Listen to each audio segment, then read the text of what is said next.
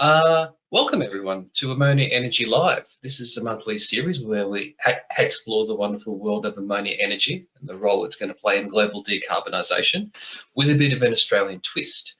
I just want to start by acknowledging the traditional custodians of the land on which we meet today, and I pay my respects to the elders past and present. I'm coming to you from Wurundjeri country in Melbourne, and I extend that acknowledgement out to country wherever you're dialing in from, Australia or around the world. For today's webinar, we're visiting South Australia, a world leader in the renewable energy space. At AEA Australia, we talk a lot about Western Australia and Queensland, but South Australia really is an ideal candidate for world-leading hydrogen and ammonia projects.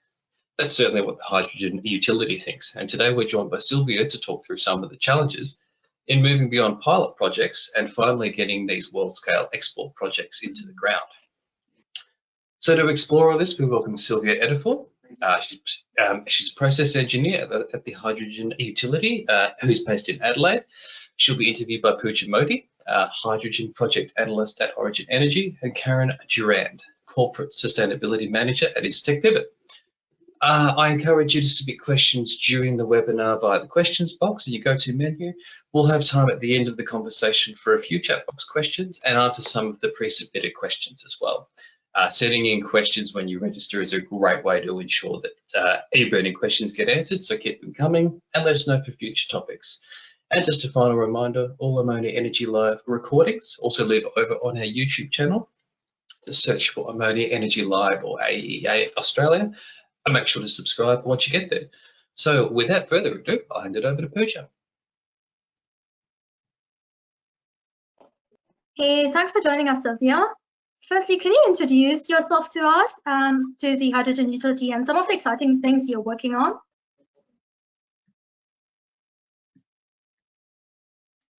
Thank you, Pooja. So H2U, the hydrogen utility, is a green hydrogen developer and operator with a portfolio of green hydrogen infrastructure all across Australia and New Zealand. We are the first movers in industrial scale green hydrogen and ammonia production. First working on the Eyre Peninsula Gateway project, which is in 2 stages. So we have the demonstrator stage and then the export stage.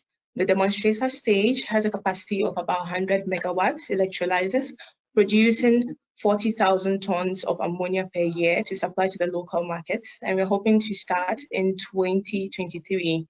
The second stage will be the exports on an export scale, which is an industrial level with a capacity of 1.5 gigawatts electrolysers, generating enough hydrogen to produce about 800,000 tons of ammonia starting 2025.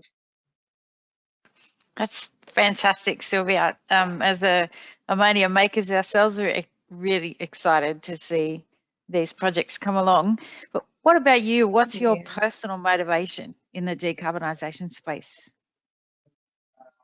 Great. So growing up in a resource limited setting where energy shortage was the norm, I developed a passion for sustainable, affordable, clean and renewable energy. So I pursued a higher degree in research into renewables as a substitute to non-renewable fuels. So my research was focused on converting waste into renewable energy. And with all the global shift towards zero carbon future, I developed interest in alternative and low carbon fuels towards carbon neutrality. I'm privileged to find myself working in one of the world's largest green hydrogen ammonia plants, contributing significantly to a zero carbon future.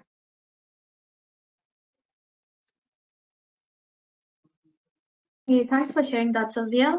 So let's dive into today's topic then, getting Australia's first world-scale export ammonia project up and running. First things first, why South Australia? Is there just a set of things you need for a big export scale project like the one hydrogen utility is planning? Okay, so H2U supports the vision of the Australian National Hydrogen Strategy and South Australians' Hydrogen Action Plan by strengthening SA-based resources through exploration of Australia's clean hydrogen potentials. South Australia, specifically the Eyre Peninsula, is uniquely positioned with abundant solar and wind energy, land, water, and heavy electric loads, which are all useful for green hydrogen production by electrolysis. So establishment of the largest green hydrogen, one of the largest green hydrogen plants in Eyre Peninsula has communal and state benefits, which includes an exponential growth in regional economic development, attracting skilled workforce into regional areas like the Eyre Peninsula, and unlocking industrial deep water port development. That's really interesting. Are there any challenges specific to South Australia? Is there anything that project developers might not have thought of? Well, there are challenges in every establishment, but none that we have is uncommon in South Australia. I must say there are more benefits in establishing such industries in South Australia than there are challenges. The advantage H2U has in developing a green hydrogen plant in South Australia is the abundance of renewable energy in South Australia, and most importantly, the huge support from the state government. SA is better set up with a group of hydrogen projects that are fully supported by the South Australian government. And project developers consider a lot of things before the conception of a project and during the planning stage, which includes like the pre-feasibility studies, the front-end engineering studies, the front-end engineering design, construction, procurement, operations, and maintenance.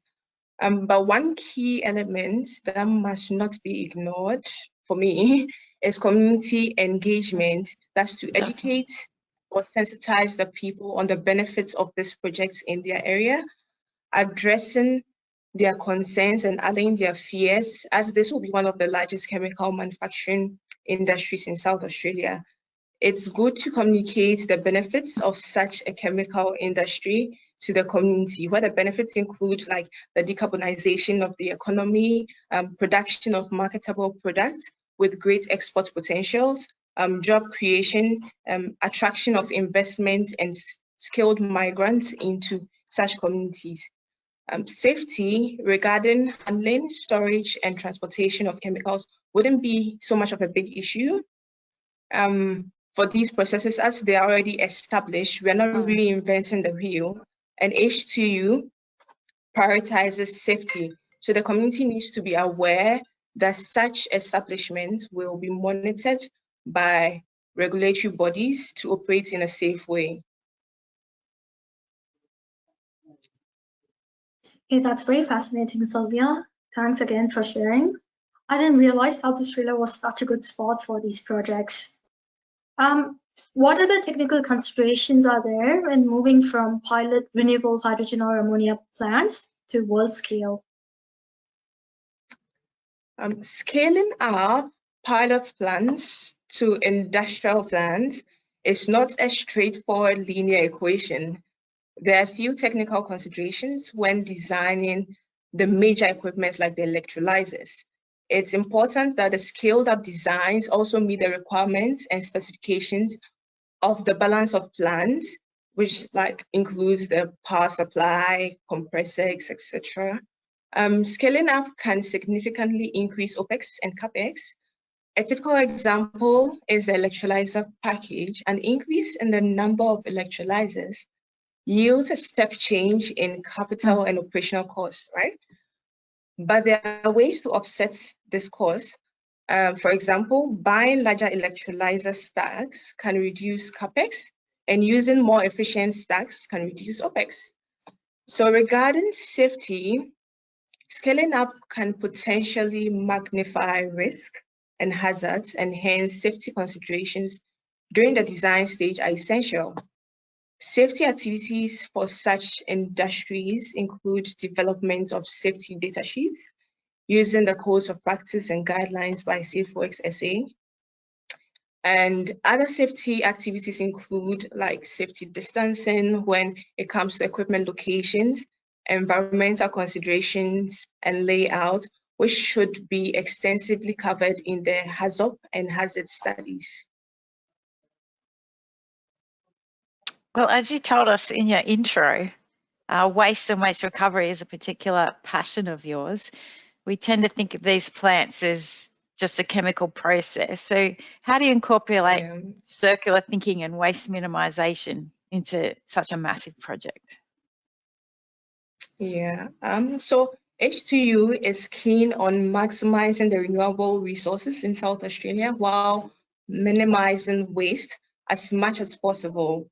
Our demonstrator and export plans will require a significant amount of water, respectively, for H2, that's hydrogen generation. As part of our contribution towards the impact on clean water and sanitation, H2U aims to be a net contributor to clean water resources in the community by sourcing operational water from wastewater sources in the local plants, neighboring industries like the steelworks that produce large amounts of waste, for example, and the level of contamination will be investigated. Our water treatment facility on site will be equipped with to handle different levels of contamination, so that wouldn't be a problem.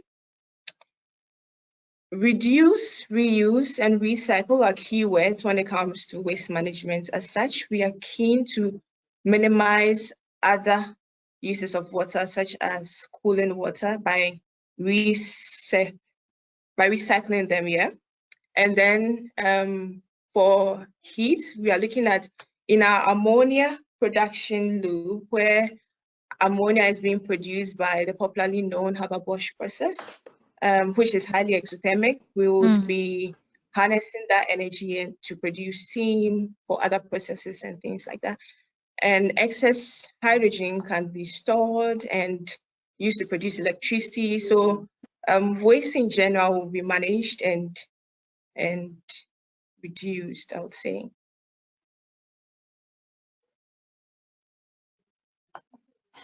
Thanks for sharing. It's interesting to hear how important water is for hydrogen projects. Where does the water come from, and is there any possibility of using different water sources? Yes. So we are working closely with a state-owned authority and other stakeholders to develop our water resource plan. And as I already mentioned, we're exploring other sources of water as well to reduce the load on clean water from the stakeholders and from the state-owned authorities. So we're considering wastewater from the city plants and other industries around, as well as desalinated water. Brilliant. So that's how you're making the product. So who's interested in the product? Without giving commercial details away, have you identified sort of local and overseas customers for hydrogen and ammonia? And of course, we assume the products from these projects are only hydrogen and ammonia. Is there anything else? Yes, so our demonstrator plant is targeted at producing hydrogen and ammonia for the local market. Excess hydrogen and byproducts from our green hydrogen and ammonia development will be sold locally on chemical, energy, and mobility markets. And excess hydrogen can also be used to generate electricity to feed into the grid. In the export stage, across our portfolio of projects in Australia, we'll produce industrial scale green hydrogen and ammonia for exports into countries like Japan and some other Asian countries, where Japan is a leading expert that has adopted ammonia as a substitute for fuels towards decarbonisation. So that's a bigger market, I think.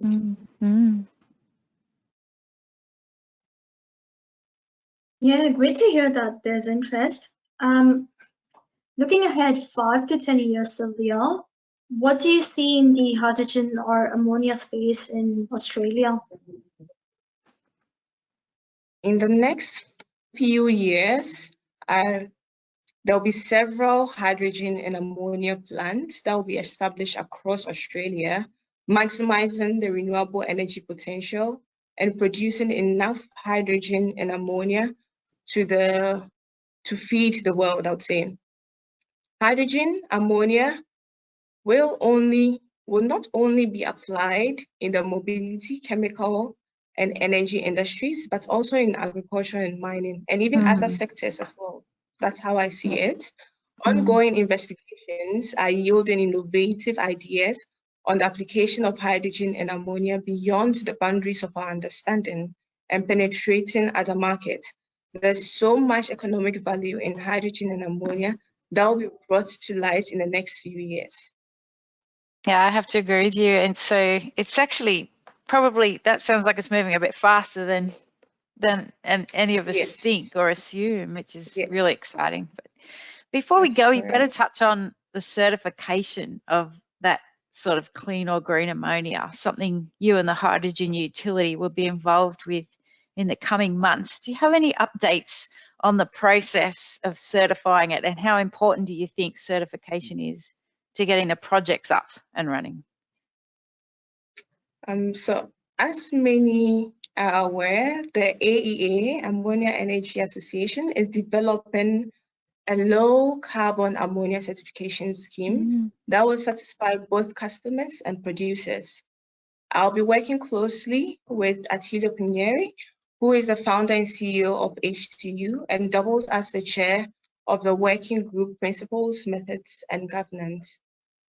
The objectives of the working group, in no particular order, include certification of verification bodies and assessors, registration of low carbon projects against approved project designs, monitoring, reporting, verification of methodologies, issuance of certificates for registered projects, and auditing procedures.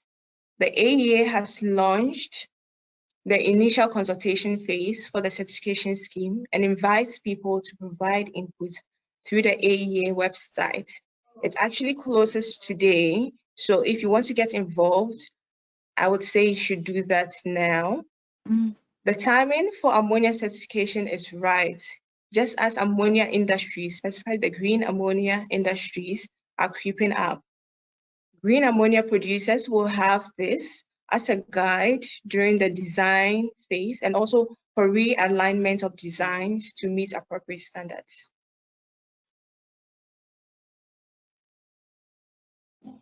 Hey, thanks again for sharing that. And joining us today, Sylvia. Really interesting answers.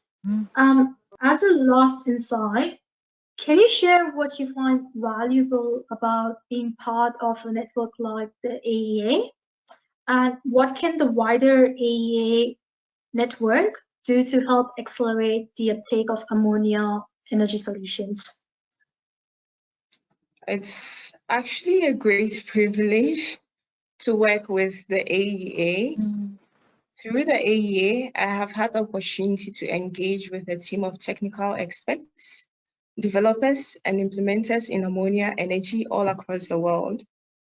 My participation in the development of the ammonia certification scheme provides a platform to contribute to a carbon-free economy on an industrial level, and that is high priority to me. And I would like to say, I'd like to encourage people to actually join the AEA and be part of the decarbonized future we are building.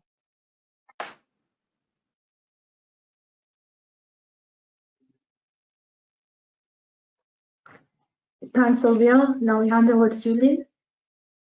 Thank you. Sorry, I missed my cue to come back. Thank you very, very much, Karen and Pooja, for that interview. That was fantastic.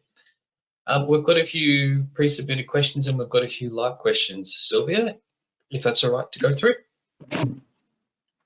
Sure. Okay, we'll start with the pre-submitted question from Scott Ryle. He's interested in what is H2U's competitive advantage in positioning in the market.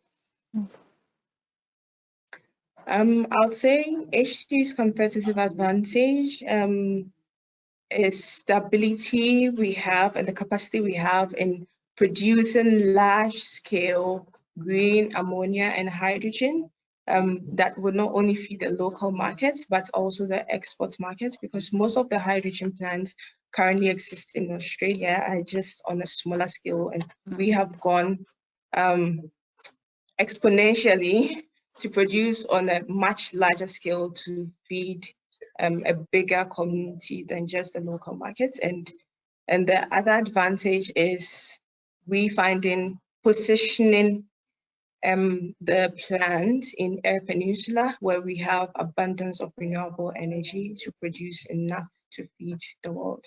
Not the world per se, but a larger market, yeah. Excellent. Prath asked a couple of questions live, which are more details on the pilot plant. When is the pilot plant scheduled to be built? And is the renewable energy, is that a dedicated wind or solar farm or hybrid, or is it being purchased off the grid? Thank you. So the pilot plant, I would say we are building a demonstrator plant, which is a scale up from the pilot plant. So our demonstrator plant will be built in Eyre Peninsula, and there are dedicated solar and wind farms for that in Eyre Peninsula available. So there's enough power available already for the hydrogen production in Eyre Peninsula. Okay, that's good. Is there a time frame on that, or is that not publicly available at the moment? We are hoping to complete we are hoping to start operations for the demonstrator in 2023. Okay. Excellent. Excellent. We'll go to a question that's actually from Karen that we were asking when we were brainstorming this session. Is scaling up a matter of stacking a pilot or demonstration sized setups on top of each other, or is it more complicated than that? So scaling now is more like replicating one plant, but on a larger scale, right? By a factor. But as I said earlier, it's not just straightforward. You just have to consider, you may have multiple electrolyzer stacks, right, just to increase your capacity, but you have to also think about the equipment downstream and upstream, not just equipment, but utilities as well, in terms of power load and requirements.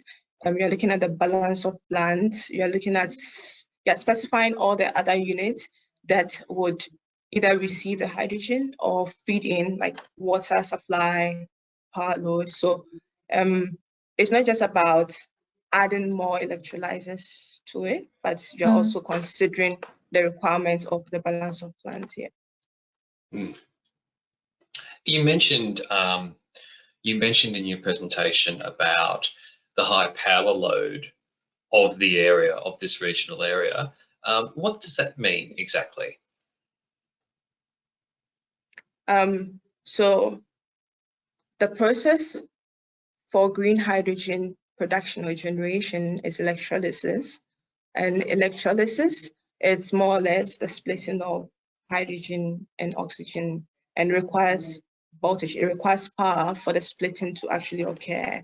So for you to get efficient electrolysis, you definitely require power, because that's what's actually going to cause the splitting to occur. And that's where the load comes in. So we're talking about power loading. That's why I mentioned, like, for example, the 100 megawatt electrolyzers. That's the load requirement for the stacks we have to produce or to split the water molecules into hydrogen and oxygen. Okay, excellent. Rao has asked a live question. If you're able to tell us, are your electrolyzers, are you considering PEM or alkaline electrolyzers? It would be alkaline electrolyzers. Cool, excellent. Another question here from Alex Arman. Is it possible and economically viable to retrofit existing plants with electrolysers for producing ammonia?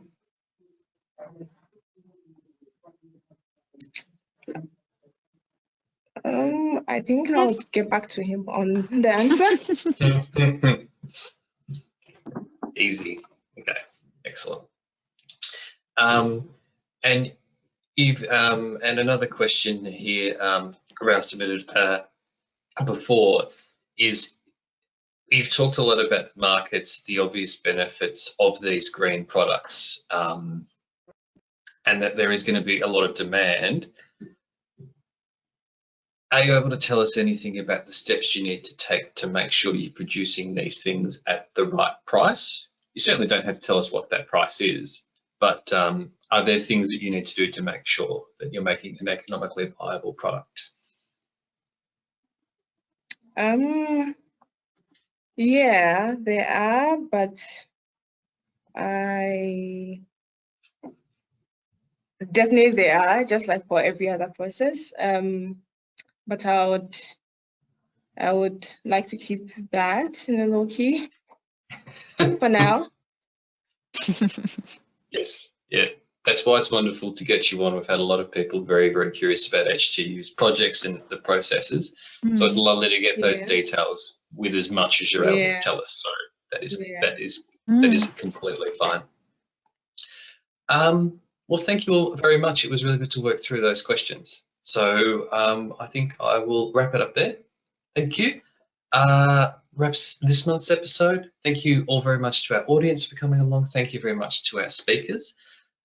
Next month, we're pleased to announce, I just organised this yesterday, we're welcoming Professor Peter Ashworth, OAM, on board for a discussion of community acceptance challenges.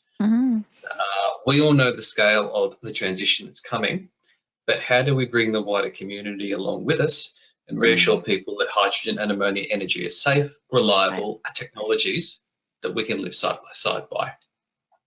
Join us next month to find out more. Mark it in your diaries. Thursday, have I got that one right? Let me just check. Thursday the 28th of October, I've written down the wrong date. Thursday, 28th of October, starting at 2 p.m. AEDT. We'll promote the event through our usual channels, and I'll send you a registration link in your inbox for this one. Thank you very much to Sylvia, Pooja, and Karen for coming along for their first episode of Ammonia Energy Live. And we will see you next month, guys. So thank you very much. Thank you. Thanks all.